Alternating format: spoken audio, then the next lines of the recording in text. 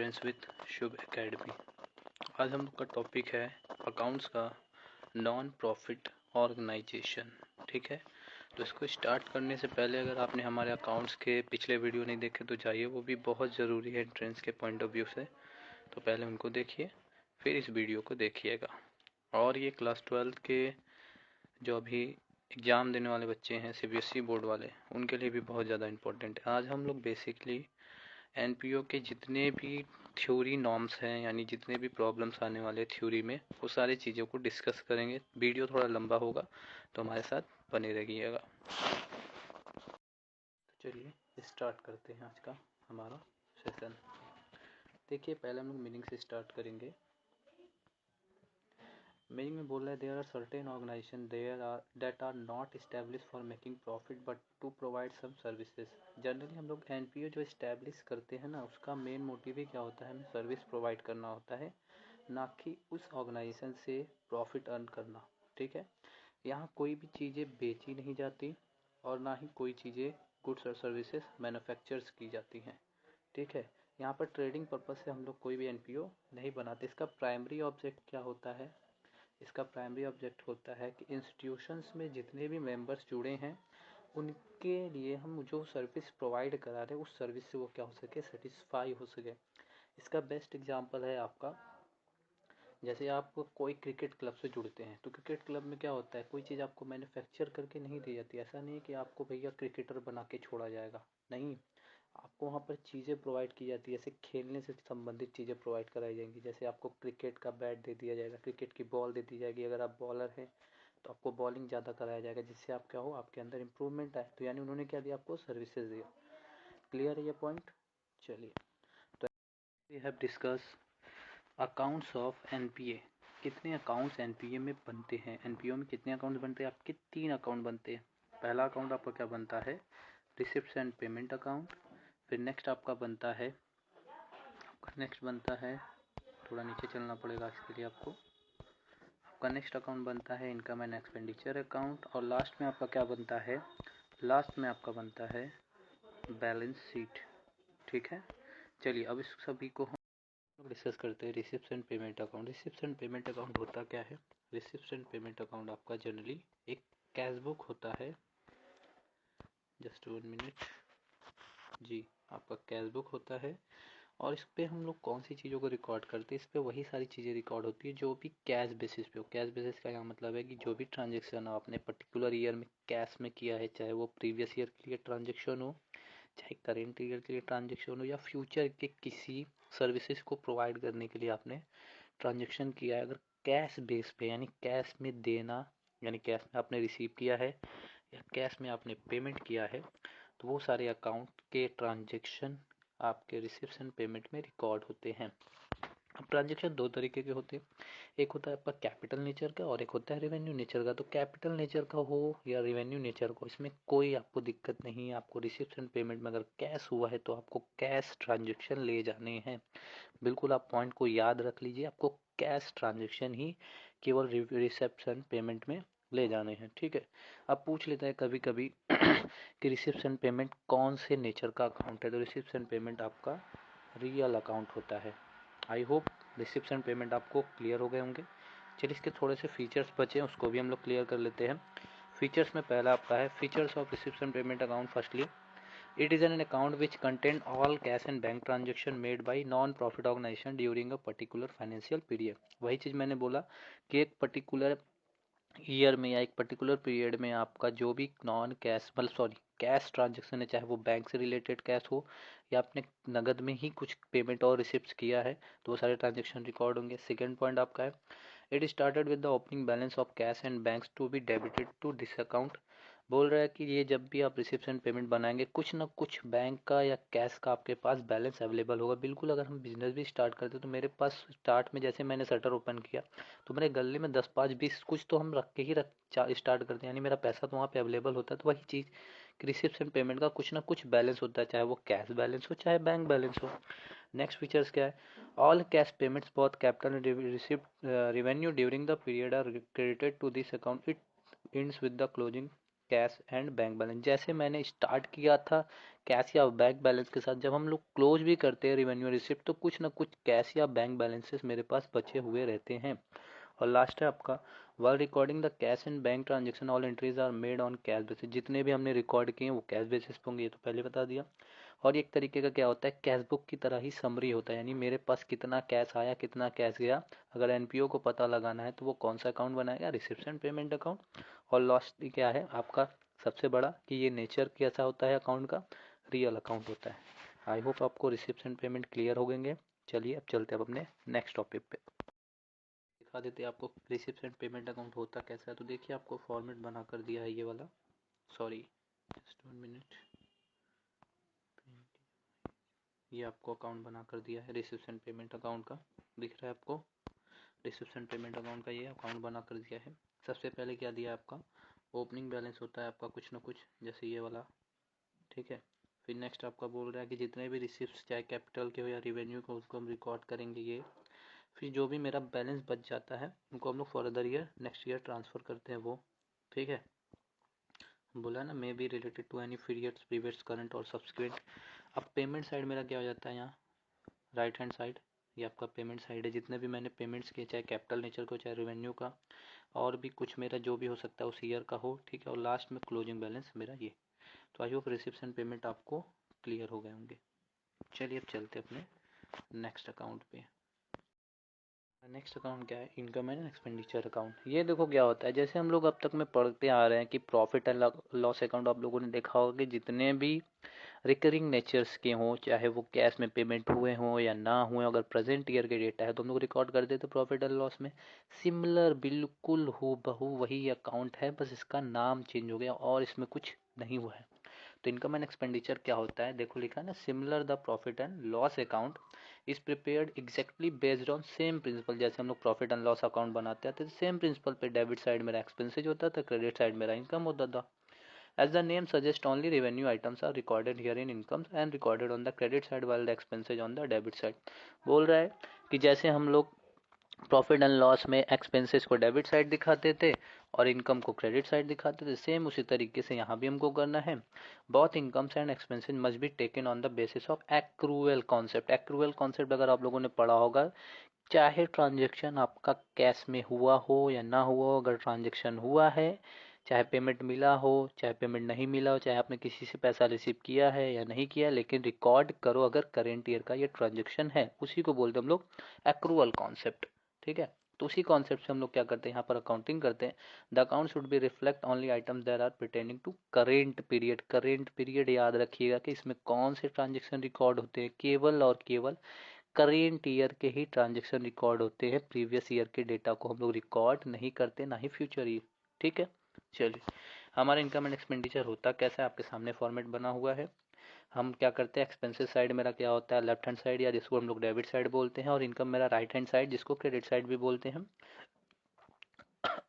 Sorry, इसमें revenue expenses ही केवल लिखे जाते हैं, यहाँ पर कैपिटल एक्सपेंसेज को नहीं लिया जाता है। जो छोटे मोटे खर्च हो या जो रिकरिंग नेचर के खर्च होते हैं उन्हीं को हम लोग डेबिट साइड रिकॉर्ड करते हैं, और करेंट ईयर के होते हैं उनको। और जो भी मेरे रेवेन्यू इनकम होते हैं उन्हीं उन्हीं को हम लोग इनकम साइड लिखते भी हैं, जो कि करेंट पीरियड से हो। बाकी जो मेरा बैलेंस निकलता हो सकता है, कभी कभी हमें बिजनेस में प्रॉफिट होता है तो यहाँ पर हम लोग प्रॉफिट नहीं दिखाते, हम लोग क्या करते हैं सरप्लस करते हैं। और कभी कभी क्या होता है लॉस हो जाता है, उसको हम लोग क्या यहाँ पर बोलते हैं डेफिसिट। और प्रॉफिट और लॉस कब होगा, जब मेरा क्या होगा, इनकम साइड अगर ज़्यादा हो जाता है एक्सपेंसेस साइड तो मुझे क्या होता है सरप्लस, और मेरा एक्सपेंसेस साइड ज़्यादा हो जाता है इनकम साइड से तब मेरा क्या होता है डेफिसिट। आई होप आपको इनकम एंड एक्सपेंडिचर का फॉर्मेट और मीनिंग्स क्लियर होंगे। अब चलते वाले फीचर्स की तरफ। तो सबसे पहला फीचर्स क्या है इसका, ये किस अकाउंट का होता है, ये नेचर्स का अकाउंट होता है, नॉमिनल अकाउंट का। All expenses of revenue nature for the particular period are debited to this account on accrual basis. वही जितने भी अकाउंट मेरे रिकॉर्ड होंगे, इसमें जितने भी एक्सपेंसेस मैंने रिकॉर्ड करने उनको डेबिट साइड लिखेंगे, और कौन से बेस पे लिखेंगे, एक्रूवल बेसिस पे, ठीक है। Similarly, all incomes related to particular period are credited to this account on a accrual basis। Same चीज, जैसे मैंने एक्सपेंसेज को एक्रूवल बेस पे रिकॉर्ड किया, इनकम को भी एक्रूवल बेस पे, चाहे मिला या नहीं मिला लेकिन हम रिकॉर्ड करते हैं अगर करंट ईयर से है। All capital incomes and expenditure are excluded. जितने भी कैपिटल नेचर के इनकम होंगे या एक्सपेंडिचर होंगे उनको रिकॉर्ड नहीं किया जाएगा। बिल्कुल, ये बहुत इंपॉर्टेंट पॉइंट है, एकदम याद कर लो, दिमाग में बैठा लो, एग्जाम में ऐसे भी पूछ सकता है। तो कैपिटल नेचर के चाहे इनकम हो चाहे एक्सपेंडिचर हो, हमें रिकॉर्ड नहीं करना है बिल्कुल। और लास्ट तुम्हारा क्या है, only current years income and expenditures are recorded, amount related to other periods are deducted. Current year के इनकम और एक्सपेंडिचर को ही रिकॉर्ड करेंगे, चाहे वो मुझे मिले हो या ना मिले हो। ठीक है, बस खत्म बात, और कुछ नहीं है इसमें। चलिए नेक्स्ट हम अपने बैलेंस शीट पे चलते हैं। हमारा नेक्स्ट टॉपिक क्या है, बैलेंस शीट। बैलेंस शीट क्या होता है, देखो जनरली हम लोग अकाउंटिंग जब करते हैं तो जब हमारा अकाउंटिंग ईयर लास्ट में ख़त्म होने वाला रहता है तो जिस पीरियड पे हम लोग एक स्टेटमेंट बनाते हैं उसी स्टेटमेंट को हम लोग क्या बोलते हैं, बैलेंस शीट। अब इस बैलेंस शीट में हम लोग बनाया क्या जाता है, हम लोग जनरली जितने भी मेरे बिजनेस में एसेट्स हैं और लाइबिलिटीज़ हैं उनके बेस पर हम लोग क्या करते हैं, अपने अकाउंटिंग को इक्वेट करते हैं। इक्वेट मतलब बराबर करते हैं कि सही में मेरा एक्चुअल मेरे पास उतने एसेट हैं कि नहीं जितना मैंने लाइबिलिटीज़ मार्केट से लिया है। ठीक है, अब यहाँ पर देखो जो एनपीओ होता है ना, एनपीओ में कोई कैपिटल अकाउंट नहीं होता है। कैपिटल अकाउंट मीन्स यहाँ पर कोई कैपिटल अकाउंट हम लोग मेंटेन नहीं करते, इसलिए हमको पता नहीं लग पाता है कितना मेरे पास कैपिटल है। तो उसको हम लोग फाइंड करने के लिए क्या बनाते हैं, एक ओपनिंग बैलेंस शीट बनाते हैं, जो कि जनरली बिजनेस स्टार्ट होने के फाइनेंशियल ईयर के लास्ट डे ही, मतलब प्रीवियस ईयर के ही लास्ट डे पर हम लोग ओपनिंग बैलेंस शीट को बना लेते हैं, यानी उसी डेटा को लेते हैं 31 मार्च जो भी मेरा प्रीवियस ईयर रहा हो। ठीक है, अब देखो यहाँ पर डिफरेंसेस जिसमें रिसिप्ट एंड पेमेंट है, ये सब आप लोग पढ़ सकते हैं, इसमें कोई ज़्यादा आपको दिक्कत नहीं आने वाली। इसके लिए हमको देखना है ओपनिंग बैलेंस शीट होता क्या है। देखो ओपनिंग बैलेंस शीट में बोल रहा है, at first take the opening balance of a cash bank which are given in the receipt and payment account as balance BD, the same will appear in the asset side of the opening balance sheet. देखो जो भी मेरा receipt and payment का यानी इस current year का opening balance sheet का, sorry receipt and payment का जो भी ओपन बैलेंस आया यानी balance building cash at bank या कैश जो भी है मेरा, उसको हम लोग क्या करते हैं, ओपनिंग बैलेंस शीट के एसेट साइड लिख लेते हैं। फिर फर्स्ट दूसरा हम लोग क्या करते हैं, जितने भी मेरे एसेट पिछले साल हमने परचेस करके रखे थे, या कह दो कि जो भी मैंने पिछले साल के बैलेंस शीट में एसेट साइड दिखाया था वो भी सारा हमारा एसेट क्या हो जाता है, ओपनिंग बैलेंस शीट का हो जाता है। और जितने भी पिछले साल मेरे जो भी लाइबिलिटीज़ हमने क्रिएट किए थे यानी जो पेमेंट नहीं कर पाए थे, उन पिछले साल का जो भी मेरा लाइबिलिटीज़ होता है इस ओपनिंग बैलेंस शीट का भी लाइबिलिटीज़ हो जाता है। फिर जो मेरा डिफरेंस अमाउंट आता है वही मेरा क्या बनकर आता है, capital fund. I hope clear हो गया होगा, अभी इसको एक फॉर्मेट भी दिखाएंगे तो और ज़्यादा क्लियर हो जाएगा। नेक्स्ट मेरा क्लोजिंग बैलेंस शीट, बिल्कुल जैसे हम लोग बिजनेस में करते आ रहे अब तक, जितना भी हम लोग अकाउंट पढ़े उसमें बैलेंस शीट बनाने आते हैं वही चीज़ है। एसेट साइड हमारा क्या हो जाएगा, लेफ्ट हैंड साइड एसेट सारे, और लेफ्ट हैंड साइड आपके सारे लाइबिलिटीज़ और कैपिटल, और राइट हैंड साइड आपके क्या हो जाएंगे, एसेट। ठीक है, तो रिसिप्ट एंड पेमेंट का जो मेरा बैलेंस शीट आता है वही मेरा कैश बैलेंस बन जाता है, तो उसको हम लोग क्या करेंगे, क्लोजिंग बैलेंस के बैलेंस शीट के एसेट साइड दिखा देंगे। फिर जितना मेरा फिक्स एसेट था पिछले साल का और प्लस इस साल का, उन दोनों को क्लब करके हम लोग क्या करेंगे, एसेट साइड दिखा देंगे। और उन सारे बैलेंस में अगर कुछ भी मेरा डेप्रिसिएशन हुआ या किसी को सेल वेल किया हमने, तो उसके अमाउंट से हम लोग उनको माइनस कर लेंगे। ठीक है, या कोई चीज़ हमने परचेज भी किया तो उसको ऐड कर लेंगे। और लाइबिलिटीज़ में क्या होगा, कैपिटल फंड को पहले लिखेंगे, और जो मेरा इस साल कोई लाइबिलिटीज़ अराइज रह चुकी, जैसे आउटस्टैंडिंग सैलरी हो चुका होगा या आउटस्टैंडिंग वेजेस है, या किसी को हमने अभी पेमेंट नहीं दिया वर्क कराकर, तो उनके लिए भी हम लोग लाइबिलिटी साइड दिखा देंगे। ठीक है, फिर हमारा क्या करेंगे, बैलेंसिंग कर देंगे। तो हमारा ये था क्या, आपका ओपनिंग और क्लोजिंग बैलेंस का summary. I hope balance sheet भी आपको क्लियर हो गएंगे। और मेन इंपॉर्टेंट पॉइंट अब आपका शुरू होता है, सब्सक्रिप्शन। बिल्कुल सही, सब्सक्रिप्शन। चलिए, तो सब्सक्रिप्शन अगर आपका आउटस्टैंडिंग है, बिल्कुल ध्यान से सुनिएगा, सब्सक्रिप्शन अगर आपका आउटस्टैंडिंग है, अगर करेंट ईयर है तो क्या करेंगे बच्चों, करेंट ईयर है तो आपके लिए क्या हो जाएगा, सिंपल सा अगर सोचो कि तुमने इस ईयर किसी से काम कराया, ठीक है, या तुमने मान लो किसी को अपना सर्विस प्रोवाइड किया और तुमको वो पेमेंट नहीं किया, तो तुम्हारे लिए वो इनकम होगा कि नहीं होगा, बिल्कुल सर होगा। किस साल का होगा इनकम, सर करेंट ईयर का होगा, बिल्कुल। तो जब करेंट ईयर का इनकम है तो इसको क्या करोगे, इनकम साइड, देखो लिखा है ना, income side and asset side of closing balance sheet, यानी ऐड करोगे इनकम एंड एक्सपेंडिचर के इनकम साइड और एसेट साइड क्लोजिंग बैलेंस के दिखा दोगे। ठीक, नेक्स्ट इसी का वाइस वर्सा है आपका प्रीवियस ईयर, बिल्कुल इजी है। प्रीवियस ईयर का अगर कोई आउटस्टैंडिंग है, यानी पिछले साल तुमने किसी को सर्विसेज प्रोवाइड किया था और इस साल तुमको वो पेमेंट कर रहा है, तो भाई वो पिछले साल का पेमेंट कर रहा है ना, क्योंकि प्रीवियस ईयर का डेटा था। तो उस साल के लिए तुम लोग क्या करोगे, इस ईयर अगर तुमको उसका पैसा मिला है तो इस ईयर तुम क्या करोगे, डिडक्ट करोगे, बिल्कुल डिडक्ट करोगे सब्सक्रिप्शन अकाउंट से, और एसेट साइड में ओपनिंग बैलेंस शीट के दिखाओगे। ये याद रख लेना, किस बैलेंस शीट में, ओपनिंग बैलेंस शीट में आप दिखाओगे। ठीक है, अब आते हैं एडवांस के केस में। ठीक है, चलिए अब हम लोग आते हैं अपने एडवांस में। देखो, जब सब्सक्रिप्शन एडवांस में मिलता है, अगर आपका करेंट ईयर में आपको एडवांस मिल गया, यानी आपने भैया बिजनेस स्टार्ट किया, आपको कोई आकर पैसा तुरंत दे दिया कि बोला भैया ये मेरा सर्विस आप रखिएगा या मेरा ये गुड्स आप हमको बाद में दीजिएगा, तो अब बताइए वो फ्यूचर में गुड्स लेगा कि करेंट ईयर में लेगा गुड्स? सर फ्यूचर में लेगा। तो जब फ्यूचर में लेगा मेरे भाई, तो हम इस ईयर इसके आइटम्स को क्यों ऐड करें? जाहिर सी बात है, क्योंकि भैया हमको फ्यूचर में उस गुड्स को बेचेंगे तो उसको कहीं ना कहीं मर्ज करना पड़ेगा ना, उसके पैसे को कहीं ना कहीं से लाना पड़ेगा। तो इसलिए अगर बोल रहा है कि अगर आपका करेंट ईयर में अगर आपको एडवांस मिला है, करेंट ईयर में अगर आपको एडवांस मिला है, करेंट ईयर मतलब ये आपके प्रीवियस ईयर को यहाँ पर करेंट ईयर जो दिखाया गया है वो बिगिनिंग ऑफ द मतलब होता है प्रीवियस ईयर का। ठीक है, प्रीवियस ईयर का, अगर प्रीवियस ईयर आपको कोई एडवांस दिया है तो करेंट ईयर में आप उसको क्या करेंगे, ऐड करेंगे। यानी अगर मान लो इस समय 2022 चल रहा है, अगर आपको 2021 में किसी ने कुछ पेमेंट किया था तो किस ईयर के लिए दिया होगा, एडवांस मतलब क्या होता है, फ्यूचर के लिए, यानी 2022 के लिए दिया है, तो इसलिए हम लोग क्या करेंगे, करेंट ईयर के इनकम साइड में ऐड करेंगे और ओपनिंग बैलेंस शीट के लायबिलिटी साइड। ठीक, और इसी तरह अगर इस ईयर आपको 2022 में किसी भी सर्विसेज को लिए बिना आपको कोई पेमेंट कर देता और बोलता है कि भैया हम इस तारीख के बाद लेंगे, तो यानी वो आपके लिए क्या हो गया, फ्यूचर। यानी फ्यूचर में अगर आपसे लेगा तो क्या करेंगे, लेस। बिल्कुल ईजी है, दोनों कॉन्सेप्ट आई होप आपको क्लियर हो गए होंगे। चलिए अब देख लीजिए बैलेंस शीट का फॉर्मेट जो आपको मैंने बोला था।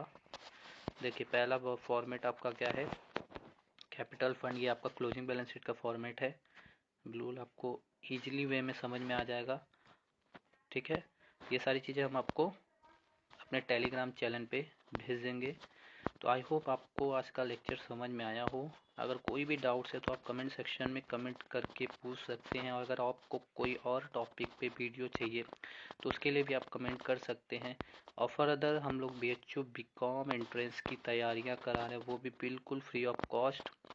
जिस भी बच्चे को इंटरेस्ट हो बीकॉम एंट्रेंस में तो हमसे जोड़ सकता है, हमारे चैनल को सब्सक्राइब कर देगा, जिससे क्या होगा उसको टाइमली वीडियो मिलते रहेंगे। अगर आपको हमारे वीडियोस अच्छे लग रहे तो प्लीज़ आप भी सब्सक्राइब करिएगा और लोगों में शेयर करिए, जिससे हम क्या हो सके कि ज़्यादा से ज़्यादा लोगों की हेल्प कर सके। और हमारी चैनल्स आपको free of cost her topic means commerce से रिलेटेड कोई भी टॉपिक, आपको जो भी आपको प्रॉब्लम्स आ रहे हैं उसमें हम लोग आपका discussion plus explanation videos provide कराते रहेंगे।